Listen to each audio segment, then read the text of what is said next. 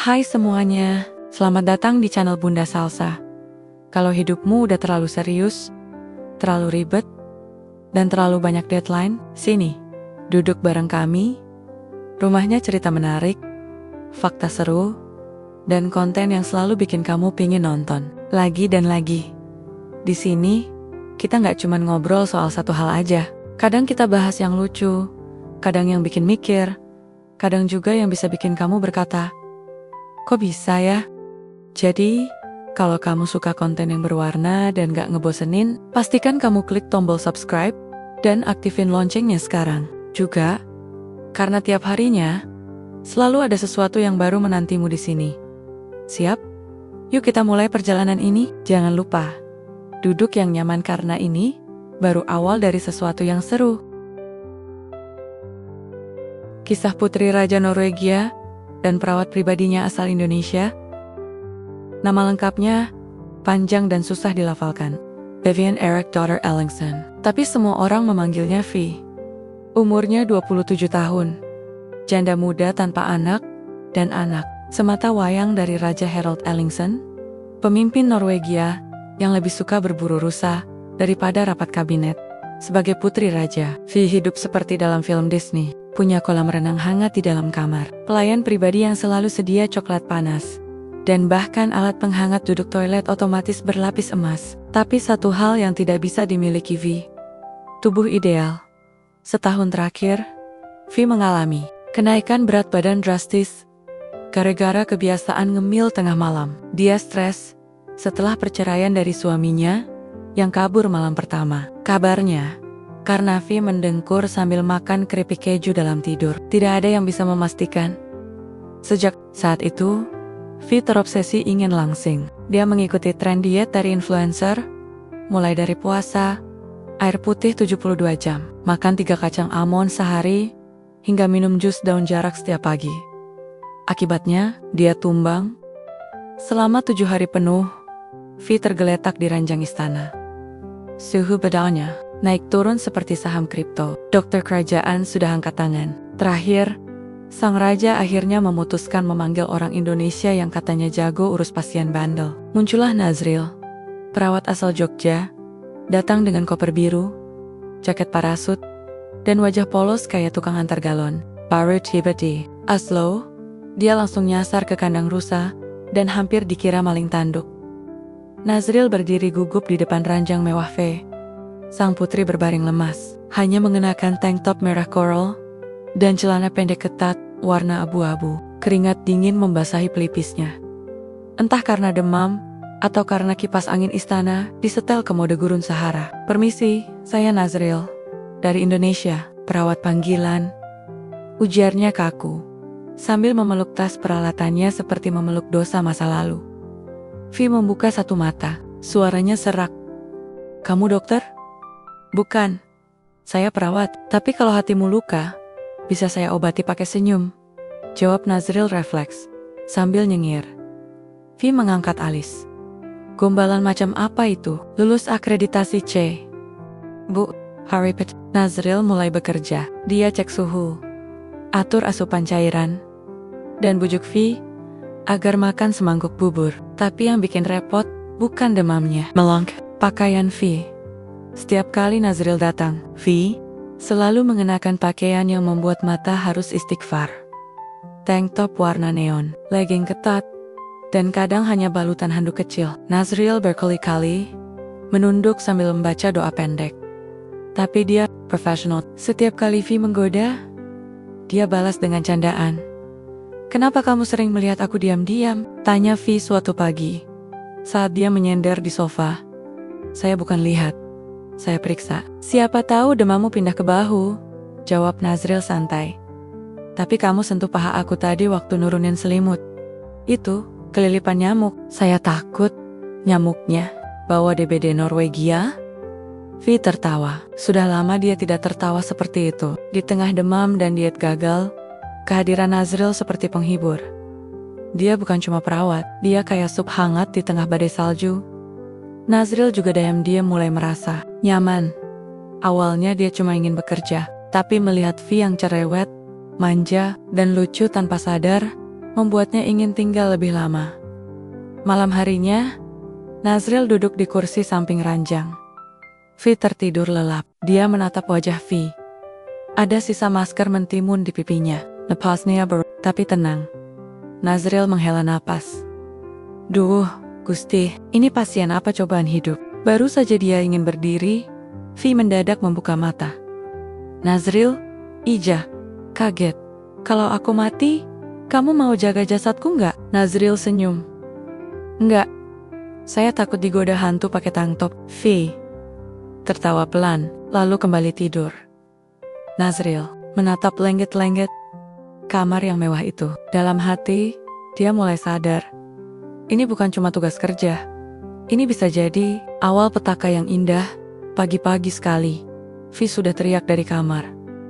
Nazril, kaki aku kram, sakit banget. Nazril yang masih setengah ngantuk, langsung lari sambil bawa botol minyak kayu putih. Padahal di Norwegia, dia cuma dikasih krim gosok herbal dari istana. Begitu sampai, dia mendapati Vi duduk di atas ranjang sambil meringis kesakitan. Tank top, coral dan celana pendek ketatnya seperti biasa. Sukses membuat mata Nazril langsung fokus ke lantai.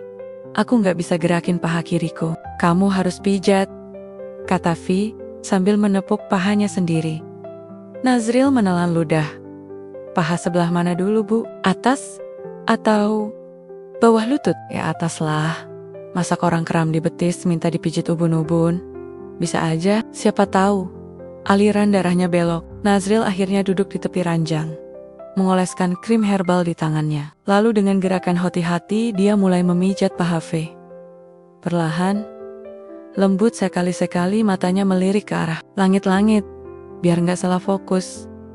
Tapi, dasar V, dia malah menatap Nazril sambil tersenyum jahil. Tangan kamu dingin, tapi enak. Kamu sering mijat cewek? Ya, Nazril nyengir. Enggak, biasanya cuma mijat bapak kos saya, tapi beliau banyak bulunya. Kasihan aku bukan bapak kos. Nazril nyaris tersedak. Iya, makanya saya pelan-pelan. Tiba-tiba, pengawal kerajaan masuk sambil membawa nampan teh herbal. Begitu melihat posisi Nazril lagi pijat paha dan Vi senyum-senyum, si pengawal langsung grogi dan berdiri kaku seperti patung. Nazril buru-buru berdiri ini bukan apa-apa, cuma kram otot biasa. Vi malah tertawa. Kalau bukan apa-apa, kenapa kamu mukanya merah kayak udang rebus? Pengawal cuma mengangguk gugup, meletakkan nampan, lalu pergi dengan ekspresi penuh trauma. Setelah kejadian itu, Nazril mulai lebih waspada. Tapi sayangnya, Vi justru makin senang menggoda. Suatu siang, saat Nazril sedang menyiapkan jus sayur untuk menu diet Vi, sang putri datang dari belakang dan mendekat tanpa suara. Tank top hitam dan legging ketatnya membuat suasana dapur istana mendadak seperti iklan pakaian olahraga. Vi menempelkan dagunya ke bahu Nazril. Aku mau yang dingin, seger, dan nyengkerin tenggorokan, katanya manja. Nazril menegung. Ini jus brokoli sama seledri. Segernya beda, tapi kamu lebih seger. Nazril mengangkat gelas jusnya tinggi-tinggi. Kalau saya udah basi, Bu, masih mau? Vi nyengir. Kalau kamu basi, aku angetin. Nazril sudah mulai hafal pola. Vi. Setiap Vi bosan, dia cari cara buat ganggu Nazril. Kadang pura-pura jatuh, kadang minta tolong olesin krim di punggung, kadang pura-pura lehernya sakit dan minta dikerok pakai koin. Puncaknya terjadi malam itu. Bilang, dia merasa menggigil. Padahal suhu ruangan normal, bahkan sedikit hangat. Dia meringkuk di sofa ruang TV dengan selimut tipis, hanya memakai celana pendek dan tank top tipis seperti biasa. Nazril, bisa tolong temenin aku nonton? Aku takut sendirian. Nazril duduk dengan menjaga jarak. Di layar, film dokumenter tentang lumba-lumba sedang diputar. Tapi, yang ada di pikirannya bukan lumba-lumba, tapi lengan Vi yang pelen-pelen menyentuh bahunya. Kalau kamu makin dekat begini, nanti saya grogi, kata Nazril pelan. Kenapa? Kamu takut jatuh cinta? Nazril menoleh. Saya takut jatuh ke lantai, kepeleset dosa. Vi tertawa. Dia memang suka cara Nazril menolak, tapi tetap sopan. Dia tahu perawat dari Indonesia itu berusaha jaga jarak, tapi dia juga bisa lihat Nazril mulai suka. Setelah film selesai, Vi berdiri, lalu terhuyung dan langsung jatuh ke pelukan Nazril. Bukan karena demam, tapi karena dia memang sengaja. Nazril kaget, memeluknya otomatis. Waduh, ini pelukan atau prank? Cuma tes gravitasi, bisik Vi.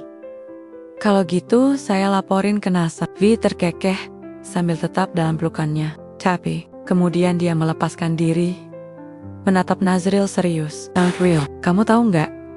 Kamu orang pertama yang bikin aku ketawa setelah aku ditinggal suami. Nazril menunduk. Saya cuma kerja, Bu, tapi kerja kamu berhasil. Lebih dari dokter manapun, lebih dari mantan suamiku. Nazril diam. Dia tahu ucapan itu bukan sekadar basi-basi. Malam itu, sebelum pamit ke kamar tamu, Nazril berdiri di depan pintu dan berkata, "Kalau kamu butuh apa-apa, panggil saja. Tapi kalau cuma iseng, nanti aku panggil balasan." Vi tersenyum. Balasannya, "Apa? Surat mutasi saya. Balik ke Jogja." Vi tertawa keras. "Jangan gitu dong, aku belum sembuh total." Nazril mengangguk. "Makanya, jangan godain perawat. Sembuhnya nanti makin lama." Vi mengangguk pelan, tapi wajahnya masih menyimpan senyum. Ada sesuatu dalam diri Nazril yang membuat dia ingin lebih dekat. Bukan sekedar perawat, tapi seperti orang yang bisa bikin hatinya hangat lagi. Dan Nazril tahu, semakin lama di istana ini, godaannya bukan cuma dari suhu ruangan yang dingin, tapi dari tatapan seorang putri raja yang tahu caranya membuat perawat biasa merasa. Nazril bangun pagi dengan perasaan was-was. Sudah 3 hari dia merawat Vi, dan semakin hari, pasiennya itu semakin aneh. Aneh bukan karena penyakitnya, tapi karena tingkahnya. Pagi ini, begitu membuka pintu kamar Vi, dia langsung disambut dengan suara musik dari speaker besar di pojok ruangan. Vi berdiri di depan cermin besar, mengenakan tank top ketat warna kuning menyala dan celana pendek abu-abu. Di kepalanya ada bando kucing. Tangannya mengangkat dumbbell kecil, kakinya goyang-goyang ke kiri kanan. "Ayo mas, kita senam pagi, biar keringat keluar." Katanya, diet itu harus seimbang antara makan sehat dan olahraga. Serunya, sambil tetap berjoget. Nazril menggaruk kepala. "Buffet? Saya datang bawa bubur ayam, bukan CD senam. Aku udah bosan bubur. Sekarang waktunya bakar lemak." Nazril mendesah. "Oke. Tapi tolong jangan joget sambil pegang barbel deket aku. Kemarin bahu saya hampir copot ditonjok kepala." "Barbel?" Vi tertawa. "Itu karena kamu berdiri terlalu dekat." Nazril pun akhirnya ikut senam. Meski gerakannya jauh dari kata anggun, dia lebih mirip orang kedinginan yang sedang disuruh lompat-lompat. Beberapa pelayan istana diam-diam menonton dari balik pintu, tertawa cekikikan. Setelah sesi senam yang penuh keringat dan napas enggos-enggosen, Nazril menyodorkan semangkuk bubur hangat ke tangan Vi. "Makan dulu, ini bubur ayam versi diet. Tanpa kerupuk, tanpa kecap, tanpa rasa." Vi meringis. "Jadi ini bubur apa?" "Air nasi, kira-kira begitu. Tapi sehat." Vi mencicipi 1 sendok, lalu memelototkan mata. Rasanya seperti tisu basah. Nazril cengengesan. "Tapi kalorinya cuma ke 100. Kamu mau langsing kan?" Vi mengangguk pasrah. "Oke. Demi paha kencang, aku rela." Beberapa menit kemudian, mereka duduk di taman belakang istana. Udara dingin khas Norwegia membuat mereka harus mengenakan jaket tebal, kecuali Vi, yang tetap ngotot pakai tank top. Katanya, biar kulitnya terbiasa dengan cuaca dan membakar kalori lebih cepat. "Aku baca di internet, kalau kita menggigil, tubuh kita membakar lemak," ujar Vi. "Ya, tapi kalau kamu masuk angin, saya yang disalahin," balas Nazril. Vi hanya tertawa.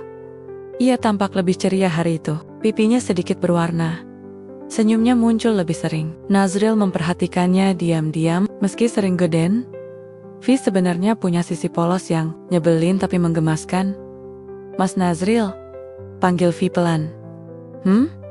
Kamu udah punya pacar?" Nazril hampir tersedak teh jahe. "Belum, tapi pernah hampir punya," jawabnya sambil menyesap perlahan. Apa maksudnya hampir punya? Sudah dekat, sudah cocok, tinggal nembak. Dia nikah sama orang lain? Vi mengangguk. Sama, aku juga pernah hampir punya, tapi dia malah kabur malam pertama. Mereka tertawa bersama.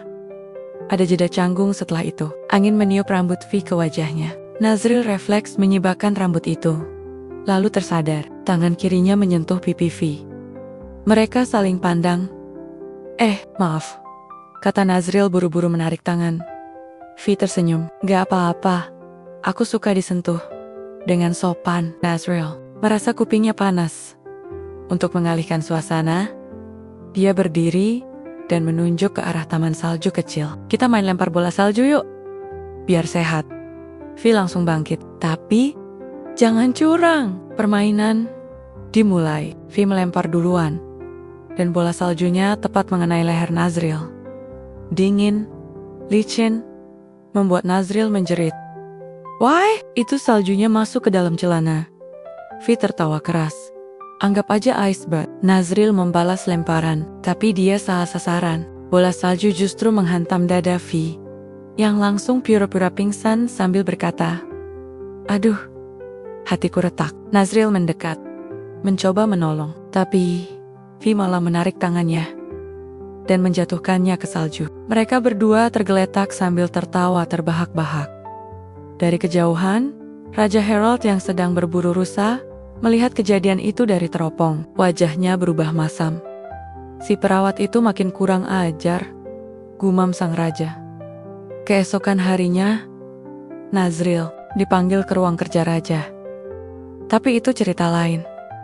Hari itu, di tengah tumpukan salju dan bubur hambar, mereka tertawa lebih banyak dari biasanya. Vi merasa hidupnya perlahan kembali hangat. Dan Nazril semakin susah membedakan apakah ini pekerjaan atau awal dari perasaan. Nazril dipanggil ke ruang kerja Raja Harold pukul 8 pagi. Belum sempat sarapan, belum sempat sikat gigi. Baru juga dia mau rebahan 5 menit setelah bantu Vi senam pantat pakai resistance band. Pengawal datang nyuruh masuk ke aula kerajaan. Ruang kerja Raja Harold besar, dingin, dan penuh lukisan dirinya sendiri. Kursi singgasananya tinggi, ukiran kayu mahoni, dan entah kenapa, ada sepasang tanduk rusa tergantung di atas kepala kursi itu. Nazril masuk dengan langkah canggung. Dia masih pakai hoodie yang bagian lengannya kena noda bubur ayam dari kemarin. Selamat pagi, Tuan Raja. Sapa Nazril dengan gaya soft formal. Raja tidak langsung menjawab, matanya tajam seperti elang. Wajahnya serius. Di sebelah kursinya, ada ajudan berdiri sambil membawa map berisi laporan mingguan. Tapi kali ini, isi laporan bukan tentang politik luar negeri, isinya tentang Nazril. Duduk, perintah Raja. Nazril duduk di kursi kayu tanpa sandaran, jauh dari empuk. Pantatnya langsung nyeri. Bapak memanggil saya? Ya, kata Raja. Pelan, saya dengar kamu terlalu akrab dengan anak saya. Nazril kaget. Oh, itu. Kami hanya terapi interaksi, supaya pasien tidak bosan. Raja menyipitkan mata. Kemarin kamu main lempar salju, peluk-pelukan, dan pagi tadi kamu bantu anak saya senam bokong? Nazril langsung berdiri. Itu bukan. Maksudnya, itu program pengencangan otot, Pak. Maksud saya yang mulia, Raja Mangala. Napas panjang, lalu menatap lurus ke arah Nazril. Dengar baik-baik, Vi itu satu-satunya anak saya. Saya tahu, dia janda. Saya tahu, dia keras kepala. Tapi saya juga tahu satu hal, dia gampang jatuh cinta kalau dirawat dengan tulus. Nazril diam, mencoba tenang. Pertanyaannya, lanjut sang raja. Apakah kamu tulus, atau kamu hanya senang karena dia pakai tank top ketat tiap hari? Nazril tersedak angin. Sumpah, saya tulus. Tapi ya, tank topnya kadang mengganggu fokus. Raja memejamkan mata, lalu tertawa kecil. Setidaknya kamu jujur. Nazril lega, tapi Raja belum selesai. Kamu orang asing, perawat, dari negeri jauh. Saya tak keberatan kamu bekerja di sini. Tapi jangan main-main dengan hati anak saya. Nazril mengangguk cepat. Saya paham, Pak. Saya jaga jarak. Bagus. Karena kalau kamu main hati, kamu akan saya kirim ke ujung utara Norwegia. Di sana, tidak ada manusia, hanya beruang kutub dan sinyal internet jelek. Nazril menelan ludah. Setelah pertemuan itu, Nazril langsung mengubah taktik. Tidak ada lagi pelukan. Tidak ada lagi senam bareng. Setiap V datang pakai tank top, dia langsung pura-pura sibuk menyetrika handuk. Kalau V nyender, dia pindah duduk ke kursi lipat. Tapi semua itu justru membuat V curiga. "Kamu kenapa sekarang menjauh?" tanya V saat makan siang. "Enggak kok, saya cuma fokus kerja," jawab Nazril. "Kerja? Dulu juga kerja. Tapi kamu masih suka nyuapin aku bubur sambil nyanyi lagu dangdut. Sekarang kamu dingin." Nazril terdiam. V menatapnya tajam. "APA, ayahku bilang sesuatu." Nazril ingin mengelak, tapi matanya tak bisa bohong. Akhirnya dia berkata, "Yang mulia cuma ingetin saya supaya lebih profesional." V meletakkan sendoknya. "Professional. Oke. Kalau gitu, kamu profesional saja. Saya pasien, kamu perawat. Tapi jangan kaget kalau pasiennya jadi makin galak." Hari-hari berikutnya berubah. V jadi lebih ketus, lebih cuek. Dia tolak semua makanan yang disiapkan Nazril. Setiap kali diajak minum jus, dia bilang sudah kenyang. Bahkan waktu dia kram otot lagi, dia minta dipijit sama pengawal yang wajahnya mirip gajah laut. Nazril merasa bersalah, tapi dia juga takut. Raja bukan main-main. Suatu malam, dia mendengar suara tangis pelan dari kamar V. Dia ragu, tapi tetap masuk pelan-pelan. V sedang duduk di tepi ranjang, menatap foto lama bersama mendiang ibunya. "Bu V, kamu kenapa?" V menyeka air. Matanya cepat. "Gak apa-apa. Cuma ingat masa lalu." Nazril duduk di lantai, menjauh dari ranjang. "Kalau kamu mau cerita, saya dengerin." V diam sejenak, lalu berkata, "Kamu tahu gak? Sejak kecil aku selalu dikasih segalanya. Tapi yang paling aku butuh, cuma seseorang yang bisa bikin aku merasa cukup, tanpa harus sempurna." Nazril menunduk. "Saya tahu rasanya ingin dianggap cukup." V menatap Nazril. "Kamu bukan siapa-siapa di sini. Tapi entah kenapa, aku merasa cukup kalau kamu ada." Nazril tidak menjawab, tapi malam itu, untuk pertama kalinya, dia merasa mungkin perasaannya bukan sepihak. Dan di balik jendela kamar, Raja Harold memperhatikan dari kejauhan. Wajahnya datar, tapi mulutnya bergumam. Kalau dia bikin anakku bahagia, mungkin dia layak diberi kesempatan. Hari itu, Nazril datang ke dapur istana dengan semangat baru. Setelah kejadian malam sebelumnya, ia merasa hubungan dengan V mulai membaik. Meski tak ada pelukan, tak ada candaan cabul lagi, tapi tatapan V lebih hangat. Senyum V tak setengah hati seperti kemarin-kemarin. Hari ini dimulai dengan misi baru, program diet khusus. Nazril mengatur menu sehat untuk V. Semuanya ditulis rapi di papan kecil yang digantung di kulkas. Sarapan, oatmeal tawar tambah pisang setengah biji snack, jus wortel tanpa gula, tanpa ampun makan siang, ikan kukus tambah sayur kukus. Wajah sedih makan malam, sup bening dan mimpi indah. V datang ke dapur dengan wajah lemas. Tank top merah marun yang dia pakai makin ketat, karena entah kenapa, dia nekat pakai sport bra yang kekecilan. Nazril langsung berpaling ke arah panci sup. "Mas, ini menu kamu?" tanya V, menunjuk papan menu sambil cemberut. Nazril mengangguk. "Iya, aku sesuaikan dengan target kamu. Turunin 30 kilo. 30 kilo itu lemak, bukan kebahagiaan. Ini semua makanan menyedihkan," katanya, menunjuk mangkok oatmeal yang terlihat seperti adonan semen kering. "Tapi sehat. Sehat nggak bikin kenyang." Nazril tersenyum. "Tapi bisa bikin kamu cepat ketemu berat." Ideal V menghela napas. Dia duduk di meja makan, menatap mangkuk oatmeal, seolah itu musuh bebuyutan. Nazril mengambil sendok dan duduk di hadapannya. "Biar aku suapin. Kalau kamu makan sendiri, bisa-bisa nggak habis." V mengangkat alis. "Mau gaya-gaya romantis?" Nazril nih, "Enggak. Ini gaya paksaan halus." V membuka mulut dengan ogah-ogahan. Suapan pertama masuk. Rasanya kayak kertas gosong. Berarti kamu belum pernah makan kertas gosong. Jawab Nazril santai. Suapan kedua, ketiga, keempat, lama-lama, Vi terbiasa. Meski wajahnya tetap seperti orang habis nonton film sedih. Setidaknya dia makan habis. Setelah sarapan selesai, mereka duduk di teras belakang istana. Vi membawa segelas air lemon. Nazril membawa daftar rencana olahraga. Kita mulai hari ini. Lari keliling taman salju 2 kali, terus stretching, lalu latihan otot paha. Kenapa selalu otot paha? Kamu hobi? Tanya Vi sambil nyengir. Nazril langsung jawab. Karena itu yang paling kamu keluhkan tiap hari. Mereka mulai pemanasan. Nazril memberi aba-aba. 1, 2, tarik napas. Buang mantan. Vi tertawa. Kamu ngelawak mulu sih, nanti aku malah betah diet bareng kamu. Biar kamu nggak stres. Saat stretching, Nazril membantu meluruskan kaki Vi. Posisi mereka jadi agak dekat. Vi telentang. Nazril jongkok di sisi kanan, menahan kakinya. Wajah mereka hanya berjarak sejengkal. Dan entah gimana, saat Vi mendongak sambil berkata, sakit nggak sih? Harusnya segini ditariknya. Kepala Nazril juga ikut naik. Dahi mereka tabrakan, lalu bibir Vi menyentuh bibir Nazril. Bukan sengaja, bukan diniatkan, tapi ya, tetap kejadian. Beberapa detik hening, Vi kaget. Nazril langsung mundur seperti habis menyentuh kabel listrik.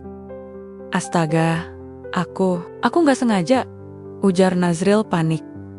Aku juga nggak sengaja, tapi, lembut juga ya, kata Vi setengah bisik, setengah malu. Nazril berdiri cepat. Oke, stretching selesai. Kita langsung ke sesi pendinginan. Aku pendinginan di pojokan. Vi duduk sambil menahan tawa. Wajahnya memerah. Tapi bukan karena malu. Dia justru merasa geli melihat paniknya. Nazril. Setelah insiden itu, suasana sedikit canggung. Tapi tak lama, V memecah kekakuan. Kamu bisa nggak kabur setiap kali aku nyenggol kamu, katanya sambil berjalan di samping Nazril. Kalau kamu nyenggol pakai bahu, nggak apa-apa. Tapi, kalau pakai bibir, itu bahaya, jawab Nazril, masih kikuk. Mereka akhirnya kembali ke dapur. Vi mengambil piring kecil berisi potongan apel hijau. Nazril, ya, aku tahu kamu takut sama ayahku, tapi aku nggak main-main. Nazril menatapnya, aku juga nggak main-main. Tapi kalau kita terlalu dekat, aku bisa diusir dari sini. Vi tersenyum kecil. Kalau kamu diusir, aku ikut, biar sekalian diet di rumah kamu. Nazril menghela napas. Rumah saya nggak ada treadmill. Adanya karpet bekas sama kursi plastik, nggak masalah. Asal ada kamu. Nazril tak menjawab, tapi dalam hati, dia tahu, perasaan ini makin dalam. Dan setiap hari bersama Vi, membuatnya makin sulit membedakan mana batas antara profesional dan perasaan pribadi, dan Vi. Untuk pertama kalinya sejak perceraian, merasa ada yang menganggap dirinya bukan sebagai putri raja, tapi sebagai perempuan biasa yang pantas disayang, dengan atau tanpa tank top.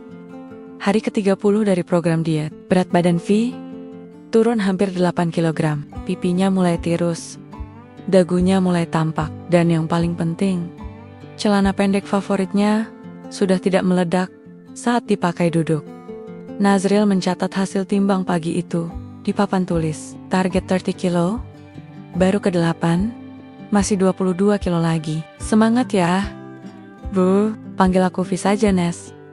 Udah dari kemarin aku bilang, jawab Vi sambil tersenyum manja. Baik Bu Vi. Vi memelototinya. Nes, ya, Vi, sayap. Tapi hari itu, suasana berubah sejak pukul 10 pagi. Roger Harold memanggil ajudannya, menunjukkan selembar foto yang diambil diam-diam dari balkon lantai 2. Di dalam foto, terlihat Nazril sedang memegang tangan Vi sambil menunjukkan angka di timbangan digital. Vi, tangannya menggenggam lengan Nazril.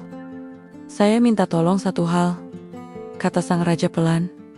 Amati mereka. Jangan sampai Nazril membuat anakku lupa siapa dirinya. Sore harinya, Vi mengajak Nazril ke rumah kaca belakang istana. Tempat itu biasanya hanya dipakai ibunya untuk menanam bunga. Sejak sang ratu meninggal, Rumah kaca itu dibiarkan kosong, dan Vi nyaris tidak pernah ke sana. Tapi kali ini berbeda. Aku pengen lihat bunga. Katanya, bunga bisa kasih semangat. Kata Vi sambil membuka pintu rumah kaca yang berembun. Di dalam, udara hangat, aroma tanah lembab, dan daun basah memenuhi ruangan. Vi berjalan pelan. Jari-jarinya menyentuh daun mint yang tumbuh di pojokan. Dia mengenakan tank top putih dan legging abu-abu ketat. Keringat tipis membasahi lehernya. Nazriel, seperti biasa, mengalihkan pandangan ke arah tanaman. Kalau kamu tanam satu bunga, kamu mau bunga apa? Tanya Vi. Nazriel berpikir. Mawar putih. Kenapa? Biar ingat sama kamu. Vi tersenyum. Kalau aku tanam cabe. Loh, kok cabe? Biar kamu kepedasan kalau mulai dingin lagi. Nazriel Nyanger. Berarti aku harus sedia susu setiap saat. Tiba-tiba, Vi duduk di bangku taman kecil di dalam rumah kaca. Dia menepuk-nepuk bangku di sebelahnya. Sini duduk. Aku mau ngobrol serius. Nazriel duduk pelan. Vi menatap lurus ke matanya. Aku tahu kamu takut sama ayahku, tapi aku bukan anak kecil lagi. Aku yang sakit, aku yang diet. Aku juga yang tahu siapa yang bikin aku semangat hidup lagi. Nazriel terdiam. Aku tahu kamu suka aku, Nes. Tapi kamu selalu tahan, selalu mondar. Dan itu justru bikin aku makin yakin. Nazriel masih diam. Napasnya pelan. Tapi matanya tak bisa bohong. Aku udah gak peduli jadi putri raja. Aku cuma mau bahagia. Dan kamu bikin aku ngerasa cukup. Tanpa perlu make up. Tanpa perlu langsing dulu. Tanpa harus pura-pura manja. Nazriel menunduk. Tapi, Vi, aku cuma perawat. Aku bahkan gak punya apartemen. Tabunganku isinya cuma 2,5 juta. Vi menarik tangan Nazriel, menggenggamnya erat. Aku gak butuh kamu punya apa-apa. Aku butuh kamu tetap jadi kamu. Lucu, jujur, dan bikin aku ngerasa hidup. Nazriel menghela napas. Kalau aku bilang, aku juga suka kamu. Apa kamu siap semua orang di Norwegia ngegosipin kamu karena nikah sama tukang tensi? Vi nyengir. Aku lebih takut hidup bareng orang yang aku gak cinta. Tiba-tiba, dari balik kaca rumah tanaman, terdengar suara batu kecil. Pengawal istana berdiri dengan wajah datar. Maaf, Yang Mulia Raja, memanggil Tuan Nazriel. Sekarang juga. Vi berdiri, menatap pengawal itu tajam. Suruh ayah, tunggu, Nazriel lagi sama aku. Tapi, Nazriel bangkit, aku datang. Beberapa menit kemudian, Nazriel sudah berdiri lagi di ruangan besar yang penuh lukisan wajah Raja Herald, memakai baju perang. Kamu tahu kenapa saya panggil kamu? Tanya Raja langsung. Nazriel mengangguk, karena saya semakin dekat dengan Vi. Dan kamu tahu resikonya, saya tahu. Tapi saya juga tahu, dia bukan anak kecil lagi. Dan saya gak pernah main-main. Raja berdiri dari kursi kayu besarnya. Langkahnya berat, sorot matanya tegas. Kalau kamu sakiti dia, saya tidak akan buang kamu ke penjara. Saya akan buang kamu ke pedalaman Svalbard, sendirian, bersama beruang kutub lapar. Nazriel menelan, ludah. Saya siap tanggung jawab, Pak. Raja menatapnya lama, lalu pelan-pelan, dia duduk kembali. Baik, kita lihat sampai di mana keberanianmu. Mulai besok, kamu bantu dia di hadapan publik. Di Taman Chota, pusat kebugaran, dan acara kerajaan. Nazriel bingung. Acara kerajaan? Raja tersenyum tipis. Dia mau menunjukkan ke dunia bahwa dia pilih kamu. Jadi Sekerong, saya akan lihat kamu siap jadi pendamping, atau kamu cuma berani di balik rumah kaca. Nazriel diam, tapi dalam hatinya dia tahu ini bukan lagi sekadar pekerjaan.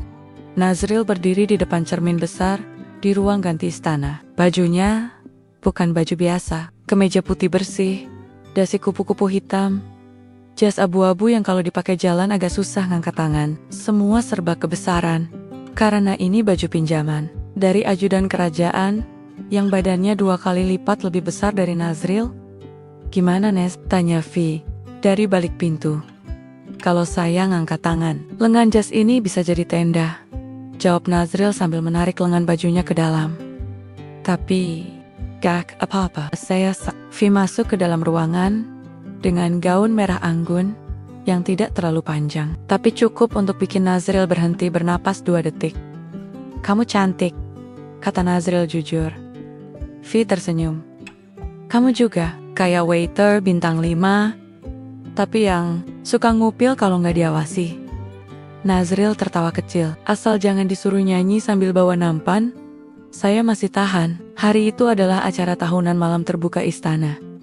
Semacam festival kerajaan untuk rakyat. Semua pejabat penting Norwegia hadir, wartawan, fotografer, bahkan influencer lokal datang dengan kamera dan tripod masing-masing.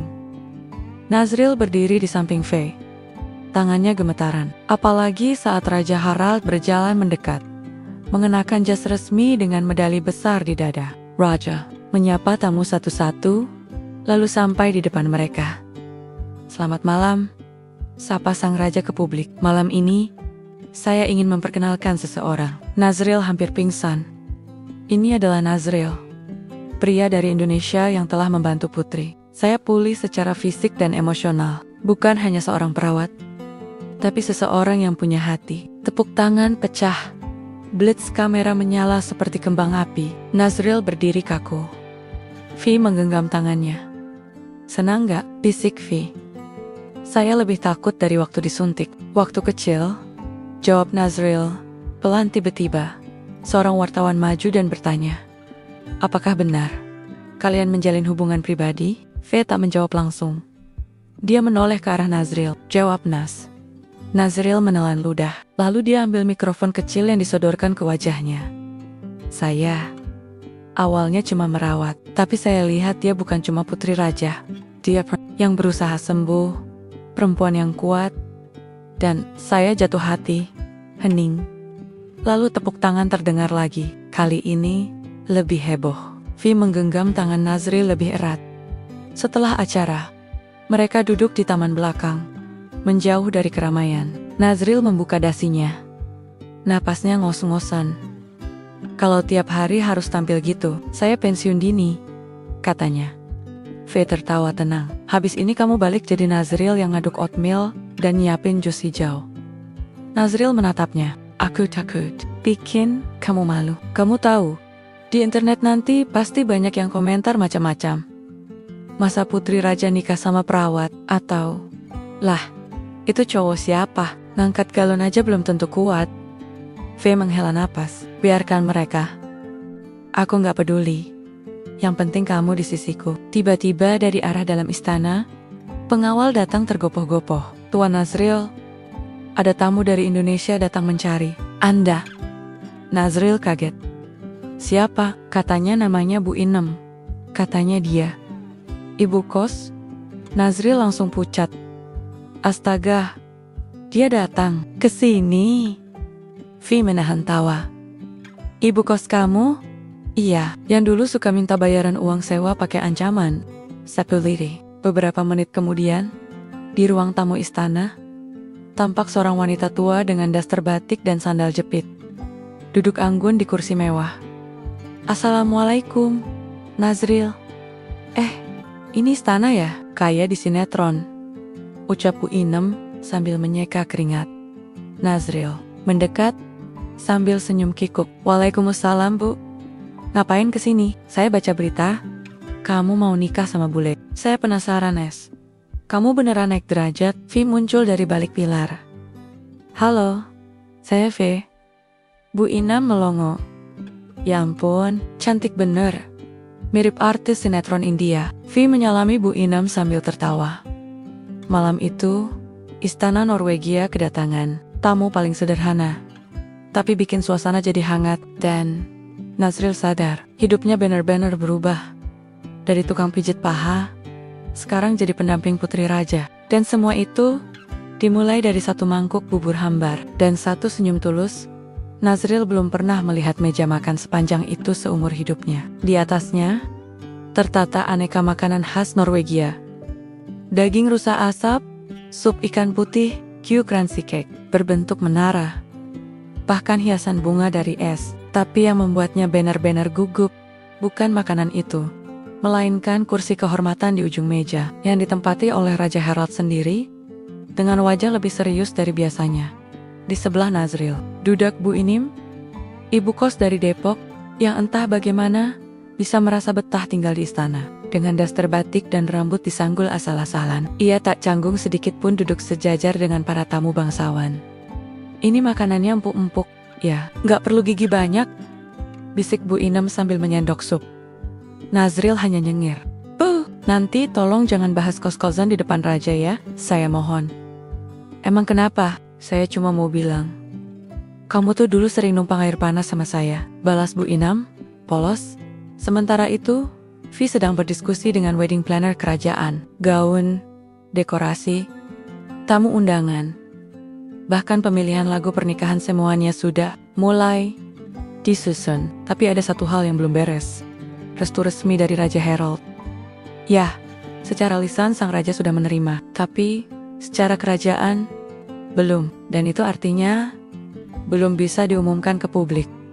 Malam itu, Vi memberanikan diri bicara dengan ayahnya. Papa, aku ingin undangan pernikahan kami dikirim minggu depan. Raja menatap anaknya. Kamu yakin, Vi? Aku lebih yakin. Dari apa pun dalam hidupku. Nazril bukan pria bangsawan. Tapi dia punya hati yang tulus. Dan aku sudah cukup lelah berpura-pura bahagia dengan orang-orang yang cuma cocok di atas kertas. Raja diam beberapa detik. Lalu, dengan suara pelan, ia berkata, kalau begitu, aku akan umumkan malam ini di depan para tamu. Tapi, ada satu syarat. Apa? Tanya Vi waspada. Nazril harus lulus tes tradisi keluarga kita. Tes apa itu? Tes yang tidak pernah gagal menyaring calon menantu yang benar-benar layak. 3 jam kemudian, Nazril berdiri di halaman belakang istana, di hadapan meja yang penuh dengan benda aneh, segelas jus jamur, tumpukan buku sejarah Norwegia, dan sebatang sapu lidi. Ini apa, Pak? Tanya Nazril ke Raja Herald yang berdiri di depannya.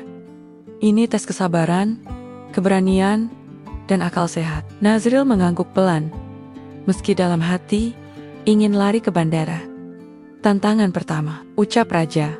Minum jus jamur fermentasi dalam sekali teguk. Nazril menutup hidung, mengangkat gelas, dan tanpa pikir panjang langsung meneguk. Seketika matanya berair, dan dia terbatuk hebat. Rasanya kayak air rendaman sepatu tentara. Para tamu tertawa, tapi Raja hanya mengangguk. Lulus, Tentengon. Kedua, bacakan satu paragraf dari buku sejarah Kerajaan Norwegia dalam bahasa lokal. Nazril membuka buku tebal itu, memandang huruf-huruf asing yang bagai sandi alien. Dia menelan ludah, lalu dengan percaya diri mengarang. BJ, RN, AJ tilde, ICA, untuk beli lemari dan sambil nyari diskon salmon. V, yang menonton dari balkon, hampir jatuh dari kursinya karena menahan tawa. Tidak sempurna, tapi setidaknya kamu berusaha, kata Raja, menahan senyum. Tantangan terakhir. Sabar menghadapi Bu Inem. Nazril kaget. Loh, kok ini masuk ujian? Tiba-tiba Bu Inem muncul dari balik pintu, membawa sapu lidi. Coba kamu tahan godaan, buat marah, ya, Nazril, kata Raja. Bu Inem mendekat. Nazril, kamu ingat waktu kamu ngebor tembok kamar kos buat pasang rak, terus nyenggol pipa air? Air keluar 2 hari 2 malam. Nazril tertawa kaku. Iya, Bu, maaf banget, itu kesalahan teknis. Ingat juga nggak? Kamu pernah pakai shampoo saya tanpa izin. Nazril mengangguk. Maaf, Bu, soalnya wangi banget. Bu Inem mendekat. Satu lagi, kamu dulu janji kalau udah sukses mau traktir saya makan rendang asli Padang. Kamu ingat nggak, ha? Nazril berdiri tegak, lalu mengambil sapu lidi dari tangan Bu Inem dan berlutut. Saya janji, Bu, setelah ini saya traktir rendang. Bahkan 2 plus nasi tambah. Semua tamu tertawa, bahkan Raja Herald tidak bisa menahan diri. Lulus, Sheru sang raja mengangkat tangannya. Vi turun dari balkon, berlari ke arah Nazril, dan langsung memeluknya di depan semua orang. Malam itu, Norwegia gempar. Pernikahan antara putri raja dan perawat Indonesia resmi diumumkan. Undangan segera dicetak, dan tanggal pernikahan ditetapkan 1 bulan dari hari itu. Nazril duduk di ruang tamu istana bersama Bu Inem. Di tangannya ada 1 lembar undangan pernikahan dengan tulisan emas. Bu Inem membaca keras-keras. Dengan rahmat Tuhan, Vi Isalin Jr. Nyaok dan Nazril Budi Setiawan akan menikah di halaman kerajaan. Lalu dia menoleh ke Nazril. Kamu beneran mau nikahin bule ini? Nazril tersenyum. Saya nggak mau nikahin bule, Bu. Saya mau nikahin perempuan yang bikin saya yakin rumah bukan soal tempat, tapi soal siapa yang nunggu kita pulang. Bu Inem tersenyum. Cia, udah bisa ngomong kayak di FTV sekarang. 3 minggu sebelum hari pernikahan, langit Norwegia sedang galau. Salju turun malas-malasan, tapi suhu tetap menggigit. Di Bandara Oslo, rombongan dari Indonesia mendarat dengan semangat seperti mau hajatan RT. Yang paling mencolok adalah seorang pria berbaju koko hijau dengan peci putih miring, membawa koper besar, dan rice cooker. Bang Nazril mana? Teriak pria itu di pintu kedatangan. Katanya dijemput. Tapi ini saya udah 15 menit berdiri. Kaki pegel, perut lapar. Mana orangnya? Itulah Pak Udin, paman Nazril dari kampung. Di belakangnya ada Bu Haje, Rasmi, bibinya yang tidak bisa tidur kalau belum pakai minyak kayu putih. Ada juga adik sepupu, Eka, yang sibuk selfie di setiap sudut bandara. Total ada 8 orang. Semua datang demi satu tujuan, menghadiri pernikahan Nazril dan Vi. Nazril menjemput dengan mobil istana. Baru 5 menit di dalam mobil, Bu Haje, Rasmi, sudah buka tas, keluarin Tupperware berisi sambal terasi dan rendang kering. Di sini makanannya kayak lilin semua. Gak ada rasa, katanya sambil menyendok sambal ke roti tawar. Bu, ini mobilnya mewah. Jangan nyambel di dalam, nanti aromanya nempel ke kulit, Jo. Bisik Nazril. Terserah bang, yang penting saya nggak pingsan. Sampai di istana, suasana makin ramai. Para pelayan kerajaan bingung menghadapi tamu dari Indonesia yang semuanya nggak bisa diam. Pak Udin sibuk motret patung-patung antik sambil sesekali komentar, ini patung siapa? Kayak kakek saya. Serius. Sementara itu, Vi memperkenalkan keluarga calon suaminya ke ayahnya, Raja Herald. Raja berdiri dengan jas resmi, lengkap dengan selempang kerajaan. Tapi detik itu juga, suasana hening ketika Pak Udin mengulurkan tangan sambil berkata, salam kenal Pak, saya Udin, tukang sablon, tapi hati saya tulus. Raja menatap tangan itu beberapa detik, lalu perlahan ia menyambut dengan anggukan kecil. Selamat datang di istana. Vi berdiri di samping Nazril, berbisik, keluargamu seru juga ya. Nazril menjawab pelan, tunggu nanti malam. Kalau mereka udah main kartu, baru kamu lihat rusuhnya. Malam harinya, ruang tamu istana diubah jadi seperti ruang tamu rumah kontrakan. Lantai ditutupi tikar gulung, ada termos teh, toples kue kering, dan tentu saja suara ketawa ngakak karena Pak Udin menang besar dalam permainan remi. Saya bilang juga apa? Kartu saya kuat, teriak Pak Udin sambil berdiri, hampir menjatuhkan lampu meja antik abad 100 ke-18. Vi datang membawa 2 potong kue Norwegia untuk disuguhkan. Bu Haje, Rasmi mencicipi sedikit, lalu berbisik ke Eka, ini bolu apa? Spons cuci piring. Vi tertawa mendengarnya. Mau saya buatkan kue dari resep lokal? Kalau ada yang pakai santan, saya doain cepat laku, jawab Bu Haje. Rasmi jujur. Besok paginya, giliran protokol istana yang stres. Mereka menjadwalkan latihan upacara pernikahan. Tapi Pak Udin dan kawan-kawan malah datang ke taman pakai sandal jepit dan kaos oblong, bertuliskan Jogja Istimewa. Mana baju adatnya? Tanya ajudan istana. Ini baju paling adat di keluarga kami, jawab Pak Udin santai. Akhirnya latihan tetap berjalan. Dengan beberapa perbedaan, gendang Norwegia digantikan dengan ketipung kecil yang dibawa Eka, Dan paduan suara istana berbaur dengan suara Bu Haje Rasmi yang mendendangkan lagu Bengowan Solo. Dengan nada sumbang, sore harinya, V duduk di ruang rias, mencoba gaun pernikahan warna merah anggur. Gaun itu elegan, sederhana, tapi tetap menunjukkan siapa dirinya. Sementara, di kamar sebelah, Nazril mencoba baju pengantin kombinasi jas dan sarung batik yang entah kenapa terus melorot. Sarungnya licin, kayak lantai habis dipel, kata Nazril sambil menahan tawa. Vi masuk dan melihatnya. Kamu mau aku jahitin langsung di badan? Kalau dijahitin di badan, pas salat nanti saya nggak bisa ruku, balas Nazril.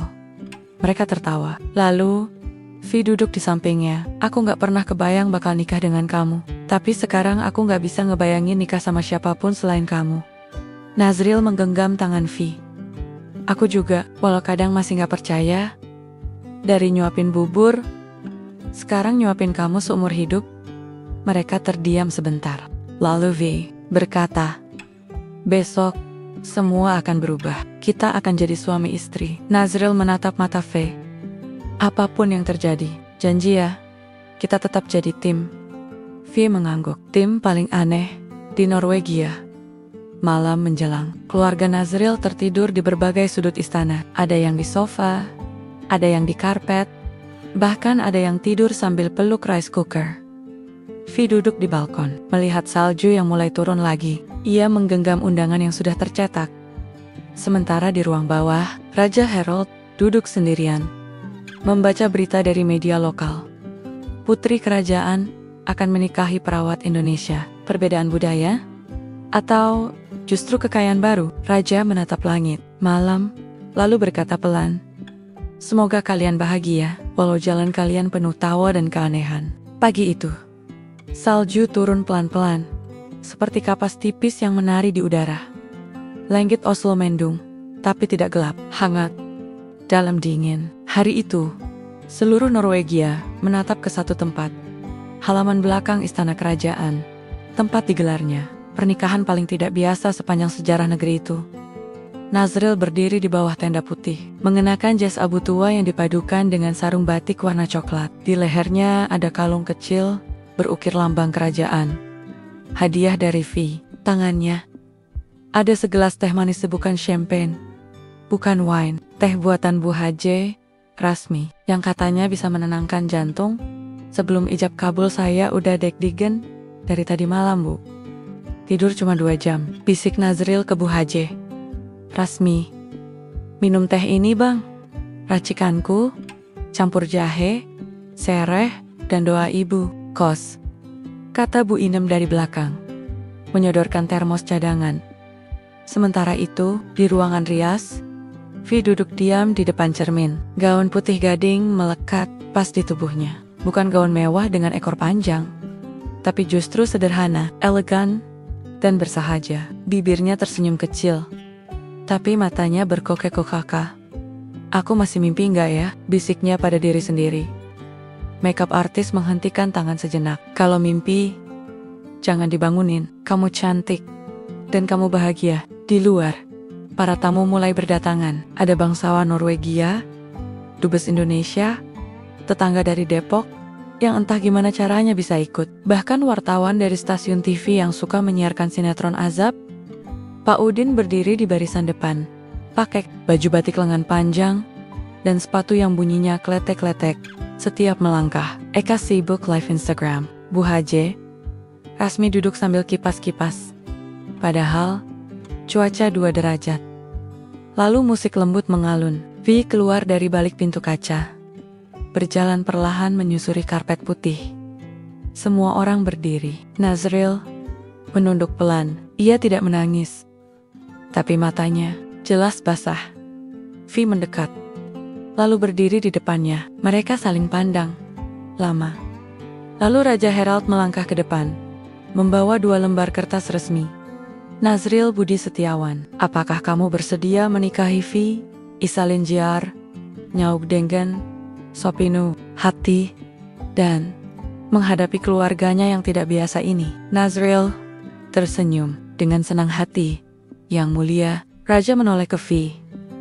Vi, Apakah kamu yakin dengan pilihanmu? Vi menatap Nazril, lalu menjawab tegas. Aku bahkan gak pernah sayokin ini dalam hidupku. Akhirnya, ijab kabul dilakukan dalam dua bahasa. Bahasa Indonesia dan Norwegia. Diucapkan sederhana, tanpa bunga-bunga, tanpa janji palsu. Hanya janji untuk saling jaga dan saling tahan saat salah satu bau badan. Setelah itu, tepuk tangan pecah, musik kembali mengalun. Nazril dan Vi berdiri berdampingan, menerima ucapan selamat dari para tamu. Tapi di tengah keramaian itu, tiba-tiba Nazril menarik tangan Vi ke sudut halaman yang bersalju tipis. Ngapain kesini? Masih banyak tamu? Tanya Vi. Nazril menatapnya. Aku pengen sujud syukur, tapi aku gak tahu arahnya kemana. Vi menatap sekeliling, lalu tanpa banyak kata, ia melepas sepatu hak tingginya, berdiri di atas salju, dan berkata, kalau niatnya benar, langit pasti lihat. Nazril tersenyum. Ia letakkan jasnya di atas tanah, lalu sujud di atasnya. Sujud yang sederhana, tapi tanyamak. Setelah bangun, ia lihat Vi masih berdiri di situ, menatapnya dengan bangga. Gak nyangka, kamu bakal sampai sini, ya, kata Vi.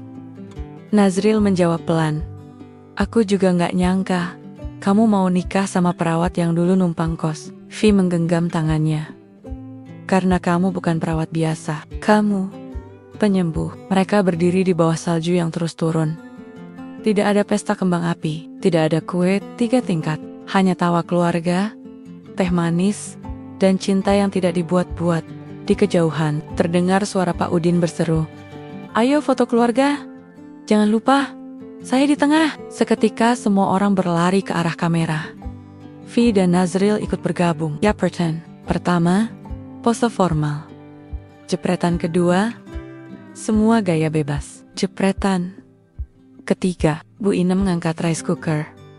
Hari itu, pernikahan mereka bukan cuma menyatukan 2 orang, tapi 2 dunia, 2 keluarga, 2 budaya, dan semua itu terjadi tanpa perlu mewah, cukup tulus.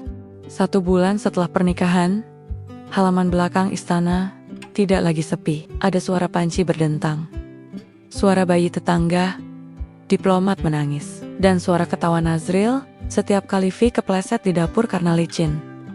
Pagi itu, Vi berdiri di depan dapur dengan celemek merah muda bertuliskan Queen of the Kitchen, but only on Sundays di hadapannya. Ulekan besar dari batu asli Indonesia. Oleh-oleh dari Bu Inem sebelum pulang ke Depok. Di dalam ulekan, cabai merah, bawang putih, tomat rebus, dan sedikit gula. Ini sambal ya? Tanya Vi sambil mengaduk perlahan. Iya, tapi jangan terlalu halus, biar ada teksturnya, jawab Nazril sambil motong tempe tipis-tipis. Ini makanan atau proyek kerajinan? Gumam Vi.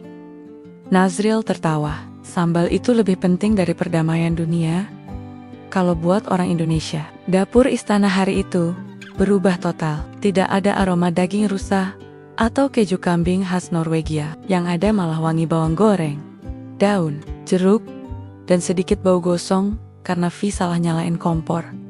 Di tengah kekacauan dapur itu, Vi justru terlihat paling bahagia. Ia tak lagi pakai tank top mahal atau celana pendek ketat buatan Italia. Hari itu, dia pakai daster hijau muda yang kebesaran, rambut diikat asal, dan dia tertawa lepas. Nazril baru saja selesai menyusun 2 piring nasi kuning versi darurat. Lauknya, telur dadar, tempe goreng, dan ayam panggang bumbu Norwegia. Camper, tapi tetap wangi. Vi duduk di meja makan. Kalau makanannya kayak gini terus, aku bakal gendut lagi. Nazril nyuapin sendok pertama. Tenang, kalau gendut, kita diet bareng lagi. Tapi sekarang, nikmati aja. Sambil makan, Vi menatap wajah Nazril. Ada sesuatu yang ingin dia katakan, tapi ditahan dulu. Ia tunggu sampai piring kosong, sampai teh habis, sampai Nazril berdiri dari kursi. Aku telat 2 minggu, kata Vi pelan. Nazril berhenti sejenak, lalu duduk lagi. Maksudmu? Aku belum cek, tapi aku rasa kita akan punya bayi. Ruangan hening. Nazril menatap mata V. Lalu perlahan, ia tersenyum lebar. Sangat lebar. Yang benar V, aku belum tes. Tapi aku rasa, iya. Nazril tiba-tiba berdiri. Membuka pintu dapur, dan teriak ke pelayan. Siapin mobil. Kira, ke apotek. Cepat. V tertawa. Tenang, ini bukan kebakaran. Tapi, Nazril sudah berlari. 15 menit kemudian, mereka sudah duduk di kamar mandi. Menatap satu alat kecil yang garisnya belum jelas. V menggigit bibir. Deg-degan. Nazril juga, seperti nunggu hasil ujian nasional. 1 menit, 2 menit, 2 garis. V menatap alat itu lama. Nazril ikut menatap, lalu memeluk V erat. Aku bakal jadi bapak, bisiknya. Dan aku bakal jadi ibu, balas V. Hari itu, Istana Norwegia tidak mengeluarkan pengumuman resmi. Tapi satu, berita penting sudah tersebar di dapur, kamar mandi, dan ruang tamu. V dan Nazril akan punya anak. Beberapa minggu kemudian, kabar kehamilan V diumumkan ke seluruh Norwegia. Media heboh, netizen rame, dan istana mulai sibuk lagi. Tapi V tidak mau kehamilannya dijadikan bahan politik atau urusan kerajaan. Aku mau hamil kayak perempuan biasa. Boleh, kata V ke ayahnya. Raja Harald mengangguk. Aisel, kamu makan sambal terus. Cucuku nanti kepedesan dalam kandungan. Hari-hari berikutnya diisi dengan hal-hal baru. V belajar yoga kehamilan. Nazril ikut senam pernapasan, walau sebenarnya dia lebih sering jatuh terguling karena lantai licin. Mereka juga mulai belanja perlengkapan bayi. V ngotot pilih nama Norwegia, sementara Nazril ngotot pengen anaknya punya nama depan Ujang kalau laki-laki, atau Eneng kalau perempuan. Aku nggak mau anakku dipanggil Eneng di istana, kata V. Kenapa? Eneng itu penuh makna, lembut dan kuat, bela Nazril. Kalau kamu maksa, aku kasih nama tengahnya Marmut. Debat nama anak itu berlangsung seminggu. Akhirnya, mereka sepakat. Kalau perempuan, namanya Arina GR. Nyauk Setiawan. Kalau laki-laki, Mikael JR. Nyauk Setiawan, Eneng dan Ujang. Masuk daftar nama hewan peliharaan saja. Suatu malam, saat V merasa perutnya mulai membesar dan susah tidur, Nazril mengeluarkan gitar butut hadiah dari Pak Udin. Ia duduk di tepi ranjang, mainkan 3 chord sederhana. Aku bikin lagu buat kamu dan anak kita, katanya. Aku nggak percaya kamu bisa bikin lagu. Bukan bikin sih, nyomot chord lama, ganti lirik, dan Nazril mulai bernyanyi dengan suara serak pelan. Kau makan sambal waktu hamil, anak kita pasti tangguh. Jangan takut gendut, karena kamu tetap cantik. Walau ketawa kayak kambing. V menampar bantal ke arahnya sambil tertawa. Naz, ini bentuk cinta V. Cinta yang gak bisa dijelaskan pakai bunga, tapi bisa dirasain pas kita soma-soma nyuapin anak kita nanti. V diam sejenak, lalu dengan mata berkaca, ia berbisik. Aku senang, kamu yang jadi ayah dari anakku. Nazril berhenti main gitar. Aku juga senang, kamu yang selalu ngingetin aku beli pampers nanti.